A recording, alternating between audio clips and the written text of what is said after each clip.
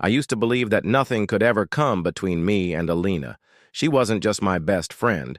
She was my sister in every way that mattered. We met in high school, two awkward girls navigating the chaos of teenage life. She was the loud, confident one who could turn any dull room into laughter. I was the quieter one, the listener, the one who always carried snacks in my bag for both of us. Together, we balanced each other.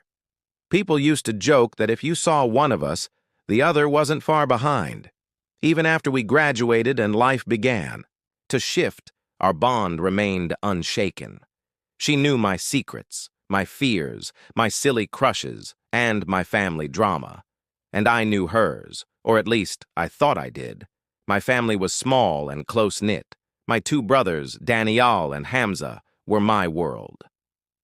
Daniel, the elder by 3 years, was serious and responsible, the kind of man who planned his entire week down to the last detail.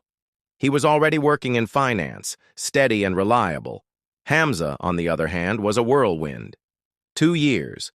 Younger than me, wild, impulsive, always chasing the next thrill. Where Daniel was predictable, Hamza was unpredictable in every way. Alina adored my brothers, and they liked her too. She was practically a fixture in our house. My mother treated her like a daughter, and my father trusted her more than some of my cousins. It never crossed my mind to think of her as anything less than family. That's why the truth, when it finally revealed itself, hit me like a knife to the chest. But before the storm, there were little things. Tiny cracks in the glass I refused to notice. It began with Alina spending more time on her phone. That wasn't unusual. She had always been active on social media, but this was different. She would angle her phone away when I sat beside her, quickly lock her screen, and sometimes excuse herself to the bathroom in the middle of our conversations just to check her messages. "Who's got you so distracted these days?" I teased her one evening when we were sitting in my room. "No one," she laughed, a little too quickly. "Just random stuff." I shrugged it off. Maybe she had a crush she wasn't ready to talk about. We had both been secretive at times. But then, small incidents piled up. One afternoon, I came home early from work and found her sitting in the living room with Daniel. They were laughing at something on his phone. It wasn't odd. They got along well. But there was something in the way she leaned a little too close, her eyes shining, her hand almost brushing his. When they noticed me, they immediately shifted, both acting normal again. That night, I couldn't shake off the image. Why hadn't she told me she was hanging out with my brother? Another time, she and Hamza were outside near the porch, talking, in hushed voices. When I walked over, they went silent. Hamza grinned and made up some joke about how they were planning a prank on me, but Alina's cheeks were flushed, and she couldn't meet my eyes. It left me unsettled. I tried to brush it off. Maybe I was overthinking. Maybe I was being paranoid. After all, Alina was practically family. She wouldn't cross any lines with my brothers. She knew how important they were to me. But the uneasy feeling grew stronger with time. The breaking point came one weekend when Alina stayed over. We were watching a movie in my room when she got a call. She excused herself, saying it was her mom. I didn't think much of it until I went to the kitchen for water and overheard her voice. She was laughing, her tone softer than usual. "Of course, I missed you. I'll see you tomorrow. Don't worry, she doesn't suspect a thing." Her words froze me in place. Who was she talking about? And why did it sound like she was hiding something from me? I wanted to believe it was just some guy she was dating secretly, maybe someone her parents wouldn't approve of. But the "she doesn't suspect a thing" hit me hard. Was that me? That night, I lay awake staring at the ceiling, my mind racing with questions I didn't want answers to. The next morning, Alina acted like nothing happened. She laughed, she teased me, she ate breakfast with my family as though she belonged here. And maybe that was what hurt the most, the way she looked so at home, in the very place where betrayal was slowly brewing. I told myself I wouldn't jump to conclusions. I would wait. I would watch. But deep down, I already knew. The friend I trusted most was hiding something, and the truth, when it came out, would shatter everything. I've always believed that lies have a way of revealing themselves, no matter how carefully they're hidden. And with Alina, the lies didn't just slip. They screamed. They clawed at me, until I could no longer ignore them. After overhearing that late-night phone call, I became more observant. I started paying attention to the smallest details, the way her phone lit up with messages when she thought no one was watching, how she'd sneak glances at Danielle during family dinners, or how Hamza's jokes seemed to make her blush a little too much. At first, I thought maybe I was imagining things. Maybe it was harmless. Maybe she was just friendly, and my mind, already poisoned by suspicion, was twisting everything into something it wasn't. But then came the night that destroyed every ounce of denial I had left. The first crack it was a Friday evening when Daniel announced he wouldn't be joining us for dinner. That wasn't unusual. He worked long hours and sometimes stayed late at the office. But when I stepped outside to get some fresh air, I saw Alina sitting in her car. "Where are you going?" I asked, surprised. She had told me earlier she was staying the night. She hesitated, then smiled. "Just grabbing something from the store. Be back soon." It seemed innocent enough, but my gut screamed otherwise. Without thinking, I followed her. I felt ridiculous at first, trailing my best friend like some jealous girlfriend. But the pit in my stomach grew heavier when she parked her car outside Danielle's office building. I watched from a distance. As Danielle came out, his tie loosened, his usually serious face lit with a smile I hadn't seen in years, and then my heart stopped. He leaned in and kissed her, not a casual peck, not an accidental brush, a real kiss, full of familiarity. I sat, frozen in my car, gripping the steering wheel so tightly my knuckles turned white. My best friend, my brother, together. A wave of nausea rolled over me.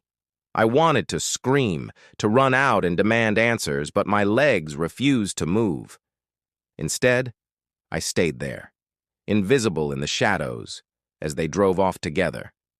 That night I cried until my pillow was soaked. My chest hurt in a way I couldn't describe, not because I had romantic feelings for Danielle, but because betrayal from someone you love feels like a blade straight to the heart. The second cracky told myself I'd confront her the next day. I rehearsed the words in my head. "How could you? Why didn't you tell me?" But when morning came, Alina showed up at my door with coffee and her usual laugh, as though nothing had happened. And I stayed silent. Why? Maybe because I wanted to hear her admit it herself. Maybe because I wasn't ready to lose her yet. But the universe wasn't done with me. A week later, I stumbled upon something that twisted the knife deeper. Hamza had left, his hoodie in the living room, and when I went to pick it up, a folded note slipped from the pocket. My curiosity got the better of me. It was a small piece of paper written in Alina's unmistakable handwriting. "Last night was amazing. Can't wait to see you again. Don't worry, I'll make sure your sister never finds out." My blood ran cold. Hamza. Too? I wanted to believe it was old, that maybe she had written it as a joke. But when I confronted Hamza casually that evening, asking what he was up to the previous night, he smirked and said, "Just hanging out with someone special." The way he said it, playful, secretive, proud, made my stomach churn.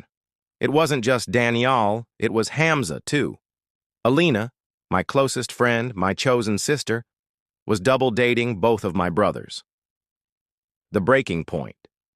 My mind spun with 1,000 thoughts. How long had this been going on? Did they know about each other? Did she love one of them? Or was she just playing games? And the cruelest question of all, why hadn't she cared enough about me to stop? I started watching her more closely. Every smile, every glance, every excuse. She was so skilled at deception it terrified me. She'd sit in my room, painting her nails, gossiping about celebrities, all while juggling secret relationships with both of my brothers. The guilt gnawed at me. Should I protect my brothers? Should I expose her? Or would that destroy my family forever?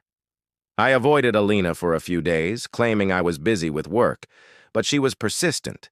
She showed up at my house anyway, slipping back into my family's life like she owned a piece of it. My parents adored her too much to ever suspect anything, but I couldn't keep it in any longer.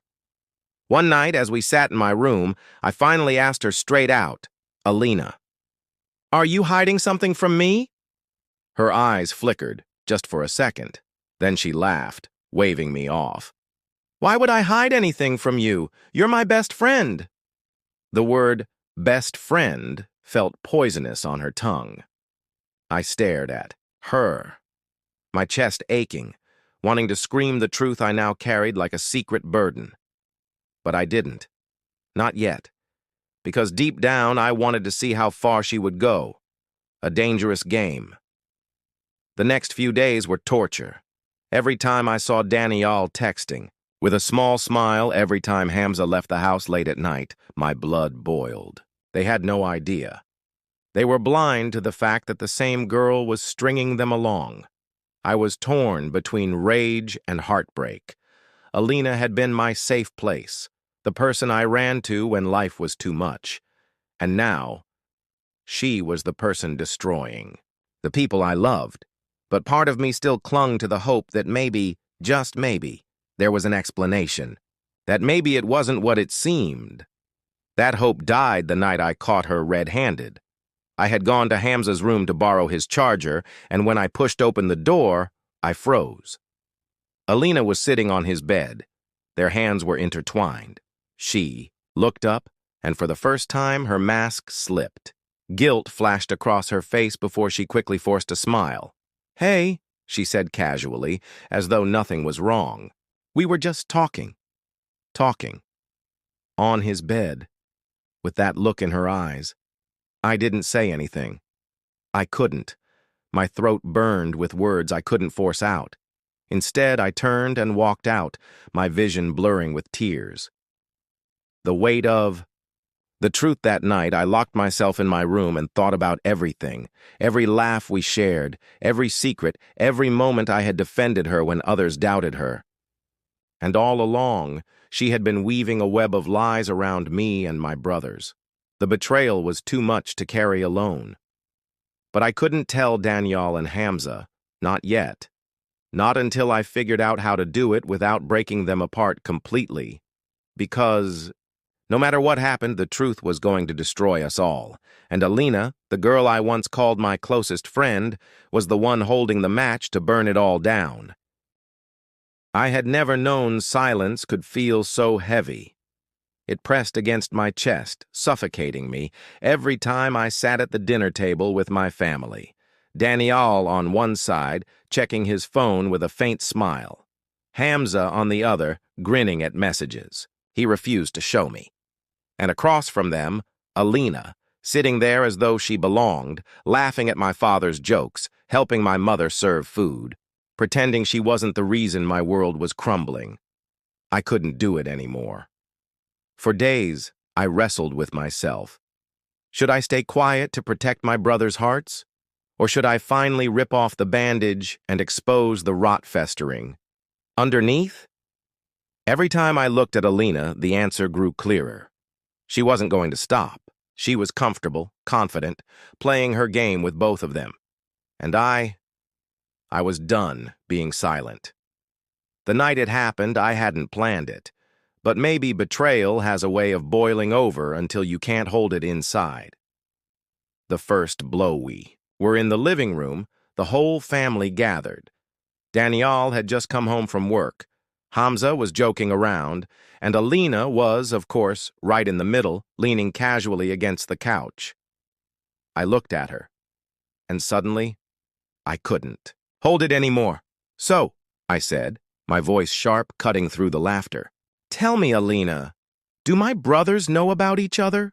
Or are you still playing them both like fools?" The room went silent. Danielle frowned. "What are you talking about?" Hamza raised an eyebrow. "Yeah, what's this supposed to mean?" Alina's face drained of color. Her mouth opened, then closed, her eyes darting between us like a trapped animal. I stood, my hands shaking, but my voice steady. Don't play dumb. I've seen you with Danielle. I've seen you with Hamza. Do you want me to pull out the note you wrote, Alina? Or should I remind you of the night I caught you sneaking kisses outside Danielle's office? My words sliced through the air. Danielle froze. Hamza blinked. My parents stared in shock. And Alina, my so-called best friend, finally broke. The web unravels. Wait, Hamza said, his voice tight, his usual joking tone gone. What do you mean you've seen her with Danielle? Danielle's head snapped toward him. You? What do you mean you've seen her? Alina tried to speak, but both of them turned on her at once. Are you dating him? Hamza demanded. Or me? Danielle's voice was low, dangerous, trembling with anger. Her lips trembled, but she forced a smile, the same smile she had used to deceive me for months. It's not what it looks like. I care about both of you. The words detonated like a bomb. Danielle's face hardened, his jaw clenched. Both! Hamza shot up from the couch, disbelief in his eyes. You've been playing us? At the same time? I didn't mean for it to happen, she cried, her voice cracking. I fell for both of you. I couldn't choose. Don't you dare, I snapped, cutting her off. My voice was sharper than I'd ever heard it. Don't you dare stand here and pretend this is about love. You didn't care about either of them. You only cared about yourself. The fallout. The argument spiraled. Hamza shouted, pacing the room, his hands raking through his hair. I can't believe this. I trusted you. Danielle stayed quieter, but the silence was worse. His calm exterior had cracked. I could see the storm behind his eyes. My mother clutched her head, tears welling in her eyes. Alina, how could you do this to our family? My father's disappointment filled the room like poison. We welcomed you into our home. We treated you like our own daughter. Alina sobbed, reaching out. But none of us moved to comfort her. Not this time. For the first time, I saw her clearly. Not as my best friend, not as the girl I once trusted, with my soul, but as a selfish stranger who had betrayed us all. Danielle finally stood, his voice cold as steel. We're done. Don't ever come near me again. Hamza's eyes burned with betrayal. And stay the hell away from me, too. The words sealed her fate. Alina broke down, begging, pleading, insisting she hadn't meant to hurt us. But no one listened. My father told her to leave. And for the first time in years, I watched her walk out of our house, not as family, not as a sister, but as the liar who had destroyed everything. Picking up the pieces, the days that followed, were heavy with silence. Daniel buried himself in work, refusing to talk about it. Hamza partied harder than ever, trying to drown the pain in noise and chaos. My parents moved like shadows, avoiding the subject altogether. And me? I was left with the hollow ache of losing my best friend and the crushing guilt of not exposing her sooner. But slowly, painfully, we began to heal. Daniel eventually admitted he had suspected something was off, but he had ignored it because Alina had seemed genuine.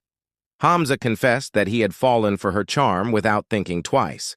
Both of them blamed themselves, but I reminded them again and again that the blame belonged only to her. We weren't perfect afterward. The scars remained. Trust had been broken, and my family was never quite the same. But in a way, we grew stronger. We learned that love and loyalty can't be taken for granted. As for me, I learned the hardest lesson of all. Sometimes the people you trust the most are the ones who hold the sharpest knives. The last goodbye.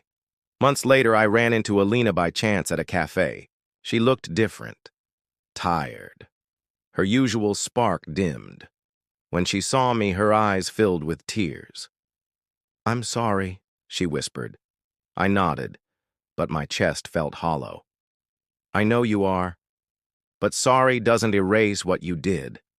She reached for my hand, but I pulled away. You weren't just my friend, Alina. You were my sister. And you killed that with your lies. For the first time, she didn't argue. She just nodded, tears sliding down her cheeks. And that was the last time I ever saw her. Closing thoughts betrayal is a strange thing. It doesn't just break your heart.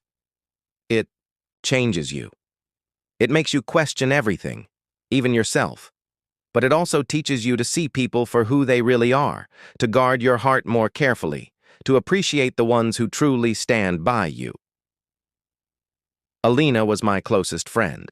I loved her like family. But in the end, she taught me the most painful and valuable lesson of all. Not everyone who calls you best friend means it. Some are only waiting for the right moment to stab you in the back, and when that moment comes, you'll never forget the sound of the knife breaking your trust.